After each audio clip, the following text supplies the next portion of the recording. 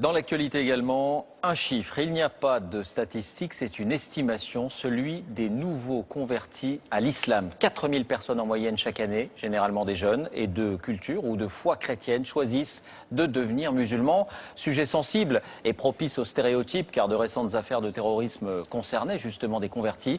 Alors au-delà des images toutes faites, qui sont-ils vraiment et pourquoi ce choix? Regardez l'enquête d'Arnaud Comte et Julien Pelletier. Ils se prénomment Stéphanie, David et Nicolas. 3 histoires, 3 parcours personnels ponctués par une même évidence. Les questions que je me posais, je trouvais mes réponses dans l'islam. Si j'avais pas trouvé la religion, peut-être que je serais devenu délinquant. Ça m'a permis vraiment d'avoir une ligne de mire et d'avancer sereinement dans la vie. S'ils acceptent aujourd'hui de se livrer, c'est pour, disent-ils, ôter les verrous, casser les préjugés qui entourent leur conversion à l'islam. J'arrive. Stéphanie Desportes a suivi cette voie il y a plus de 10 ans. Je commence par qui? T'as faim? Cette Picarde de naissance vit aujourd'hui en région parisienne où elle élève ses 2 petites filles qui, comme elle, ne mangent pas de porc et parlent quelques mots d'arabe. Comment on dit Manel? Tu dis Amdoula? C'est bien, c'est pas mal. C'est pas mal, c'est un bon début. On a fait ce choix de vivre avec nos valeurs dans l'islam. Donc on essaie d'inculquer également à nos enfants la même chose. Le mari de Stéphanie est d'origine tunisienne. En fait, j'ai une seule photo de mon mariage civil. Mais elle aime préciser qu'elle avait choisi l'islam avant même de le rencontrer. Un long cheminement né à l'adolescence. Voilà. J'ai beaucoup lu, j'ai été très attirée, très jeune par l'islam. Je me trouvais apaisée, je trouvais un climat de chaleur, je me sentais très bien, très à l'aise. Et après, quand je suis allée au contact de musulmans, j'ai eu le sentiment d'être à ma place. Mais pourquoi cette religion plutôt qu'une autre? J'ai fréquenté des établissements catholiques. Je n'ai pas été baptisée, mais bon, j'ai un petit peu baigné dans ce milieu-là. J'ai pas trouvé toute la tolérance et toute l'ouverture d'esprit qui me tenait à cœur. Si aujourd'hui son discours est assumé, cette assistante maternelle issue d'une famille de tradition chrétienne a longtemps vécu sa foi, secrètement. Je faisais la prière en me cachant. Ou... Ah bon? J'allais me cacher, quoi. J'allais dans la chambre et puis je faisais la prière, mais c'était pas quelque chose qui se savait. Parce que vous aviez honte de vous être converti? Pas du tout. Jamais j'ai eu honte de me convertir ou d'être qui je suis. Jamais. Pas du tout de la honte. Mais encore dans un souci de préserver les autres. Je suis Parce que vous pensiez que votre choix pouvait faire du mal à vos proches? Du mal dans le sens où c'est pas encore quelque chose qui est très compris.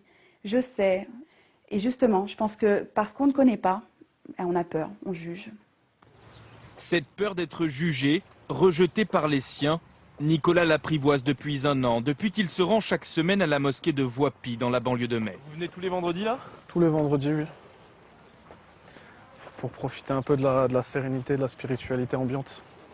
Wa alaykoum salam. Nicolas tient à nous présenter l'imam Al-Hussein, avec qui il a prononcé la Shahada. Quelques mots, une profession de foi qui en une poignée de secondes a scellé son entrée dans l'islam. La ilaha illallah Muhammad Rasulullah. Donc il n'y a de Dieu que Dieu et Mohamed est son messager. Au moment où je l'ai prononcé et que j'ai fini ma récitation, c'était une sorte de libération. C'est-à-dire que j'avais plus de poids et j'étais redevenu léger. Quand il ne prie pas, ce fils de militaire étudie l'histoire, le Coran et l'arabe. Depuis sa conversion, il a repris des études. Lui qui, à l'adolescence, préférait les petits larcins au banc d'école. J'avais besoin de ne plus faire ces choses-là. En même temps, voler c'est tellement facile, se faire de l'argent c'était tellement facile.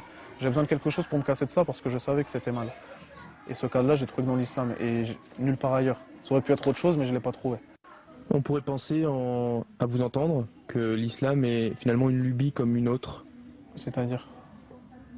Vous entendez quoi par là? Une mode. Une mode?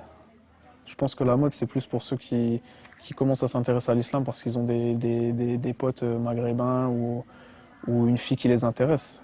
Moi, c'est pas du tout une mode, c'est juste que... Voilà, il y a tellement de désinformation sur l'islam qu'à un moment, moi qui suis une personne autodidacte et qui ai toujours aimé apprendre, Et à un moment, je me suis renseigné aussi, je me suis dit, il raconte pas mal de choses. Moi, ce que je vois au quotidien avec les gens de mon quartier, mon entourage, c'est pas ça.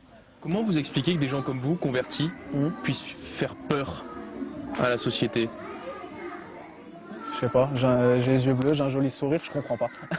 Chez les non-musulmans, l'image c'est, il s'est converti, c'est parce que le mec c'est un voyou, il a été engrainé par un gourou, il va poser des bombes. Concrètement, j'en connais pas des gens comme ça. Selon l'imam de Voipy, 60 à 70% des convertis dans sa mosquée sont des jeunes adultes en manque de repères. Un profil qui a longtemps collé à la peau de David Boussion, aujourd'hui âgé de 40 ans. Aide-soignant, celui qui se fait appeler Daoud, son prénom musulman, vit en Bretagne. Alors dites-moi, elle est où la mosquée là? Alors la mosquée, s'il n'y en a pas, tout simplement, puisqu'on se trouve à côté de Lannion. La plus proche se trouverait à Saint-Brieuc, c'est-à-dire à quoi, à peu près 1h30, 2 heures d'ici. Coucou les bébés! David s'est converti à l'islam il y a 17 ans. Après un voyage en Inde, Ça va mon cœur? Bisous. Salam alaikum. et une longue maladie pour laquelle les médecins le disaient condamné. Appliqué, aucune prière, 50, 60... il se tourne vers la Mecque, Allahu Akbar. 5 fois par jour.